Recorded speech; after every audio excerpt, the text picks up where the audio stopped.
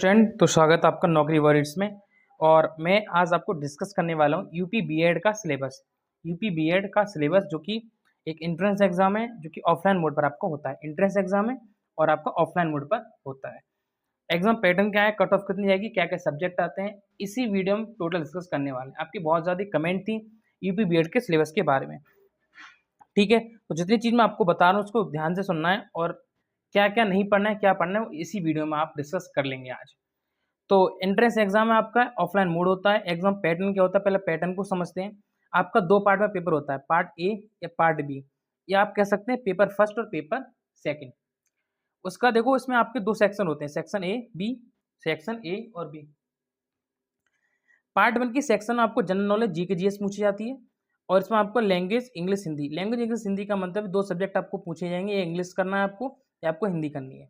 ध्यान से सुनना बात को, दो सब्जेक्ट होंगे आपके पार्ट वन में, पेपर वन में। जिसमें सेक्शन ए में आपका जी के जीएस होगी, आपको करना है कंपलसरी है। सेक्शन में आपको लैंग्वेज में इंग्लिश और हिंदी मिलेगी, दोनों में से आपको एक चीज़ कर देनी है। उसके बाद जो प्रत्येक से 50 क्वेश्चन आएंगे, 50 क्वेश्चन इससे आएंगे, 50 क्वेश्चन इससे आएंगे। ठीक है, ये पेपर फर्स्ट है, ये पेपर सेकंड है। आपका एक ही दिन में दोनों एग्जाम हो जाते हैं, इसको आपको ध्यान रखना है। और प्रत्येक क्वेश्चन 2 मार्क्स का होता है, तो आपके यहाँ भी 100 मार्क्स हो गए, यहाँ भी आपके 100 मार्क्स हो गए, और फर्स्ट पेपर के आपके 200 मार्क्स टोटल हो गए। उसके बाद आप पेपर 2 होता है। ठीक है, पेपर 2 में हमारा पूछा जाता है यहाँ पे जनरल एप्टीट्यूड टेस्ट। और जनरल एप्टीट्यूड्स का मतलब हो गया, आपको इसमें मैथ्स भी पूछी जाएगी और इसमें आपकी रीजनिंग भी पूछी जाएगी। सब चीज़ आपको अभी क्लियर मैं करा दूंगा, टेंशन मत लेना।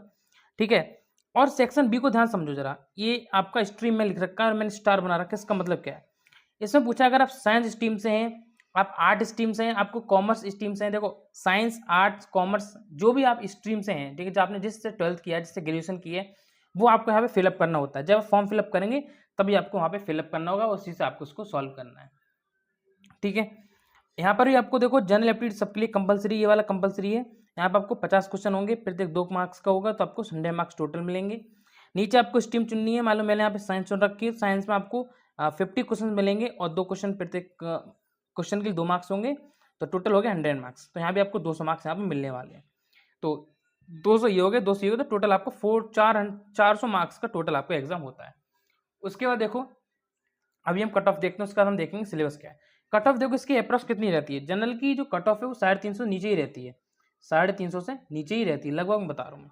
ओबीसी की 330 से नीचे ही रहती है, 240 से नीचे ही रहती है, एससी की 215 है, और जो एक्स आपके इसी विभाग से हैं उनके लिए 300 लगभग रहती है। ठीक है, ये ज़्यादा क्यों रहती है, कि इसका जो क्राइटेरिया है वो काफ़ी कम रहता है।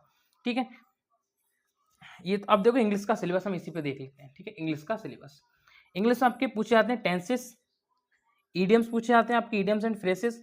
वोकैब में आपका एंटोनियम सिनोनियम हो गया, और वन वर्ड सब्स्टिट्यूशन हो गया। और हाँ, ये 3-4 चीज़ें हैं जो इंपॉर्टेंट है इसमें। रीडिंग कॉम्प्रिहेंशन, कॉम्प्रिहेंशन तो आपको मोस्ट इंपॉर्टेंट आते ही आता है। वन वर्ड सब्स्टिट्यूशन पूछा जाता है, एरर आता है, क्वेश्चन एरर, और फिल इन द ब्लैंक्स आपको पूछे जाते हैं। ठीक है, तो 7 चीज़ें इसमें इंपॉर्टेंट है इंग्लिश के सब्जेक्ट में। अगला है हमारा हिंदी का टॉपिक, समझते हैं हिंदी में क्या क्या पूछा जाता है। देखो, वहाँ पे मैंने जो लिखा था ना जनरल नॉलेज, उसमें आपको लैंग्वेज, देखो यहाँ पे जो मैं लिखा था ना लैंग्वेज इंग्लिश, तो इंग्लिश का जो, अगर आप इंग्लिश को चूज करते हैं तो इंग्लिश का तो ये सिलेबस हो गया। अगर आप हिंदी चूज करते हैं तो हिंदी में आपको ये देखना है। देखो, हिंदी में व्याकरण हो गया, ठीक है, व्याकरण हो गया, उपसर्ग प्रत्यय हो गया, गद्यांश हो गया, संधि और समास, अलंकार, मुहावरे, लोकोक्तियाँ, पर्यायवाची, विलोम शब्द और रस और छंद। ठीक है, जनरल नॉलेज में आपको देखो history, geography, general science, current affairs, ये 4 ही चीज़ इसमें इंपॉर्टेंट है, जो कि कंपलसरी पार्ट है। मैं तो हिसाब से आप हिंदी ज़्यादा करेंगे, उसमें ज़्यादा बेटर है। उसका जनरल एबिलिटी, इसका मतलब है इसमें रीजनिंग भी आएगी, मैथ्स भी आएगी। तो जो अमेंडमेंट टॉपिक हैं जो पूछे जाते हैं वो मैंने आपको यहाँ पर डिस्कस किए हैं। रीजनिंग हो गया आपका कोडिंग डिकोडिंग, पजल्स हो गया, रैंकिंग हो गया, सीरीज चैप्टर हो गया आपका, रिलेशन हो गया अपना ब्लड रिलेशन, काउंटिंग फिगर्स हो गया, परसेंटेज हो गया, टाइम एंड वर्क चैप्टर हो गया आपका मैथ्स का, time and distance, average, compound and simple interest, profit and loss, ratio and proportion.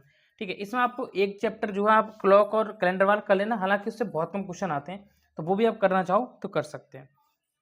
तो इतना ही आपका सिलेबस है जो कि बीएड के लिए आपका है। ठीक है, साइंस और स्ट्रीम का अलग हो गया, आप साइंस स्ट्रीम से भर रहे हैं, आर्ट स्ट्रीम से भर रहे हैं, वो आपका अलग पोर्शन हो जाता है। ठीक है, वो आपका अलग पोर्शन है, वो आपके नॉलेज हिसाब से होगा, वो स्ट्रीम आपका अलग है। तो जैसा आप उसका 4th वाला जो पार्ट 2 का जो सेक्शन भी है, आप उसे अपने हिसाब से ज्वाइन कर सकते हैं। तो ऐसी और वीडियो देखने के चैनल को सब्सक्राइब, वीडियो को शेयर। ठीक है, तो ऐसे और वीडियो के लिए चैनल को सब्सक्राइब, वीडियो शेयर जरूर करें, क्योंकि ऐसी हम वीडियोज़ में यहाँ पे आपको प्रोवाइड कराते हैं।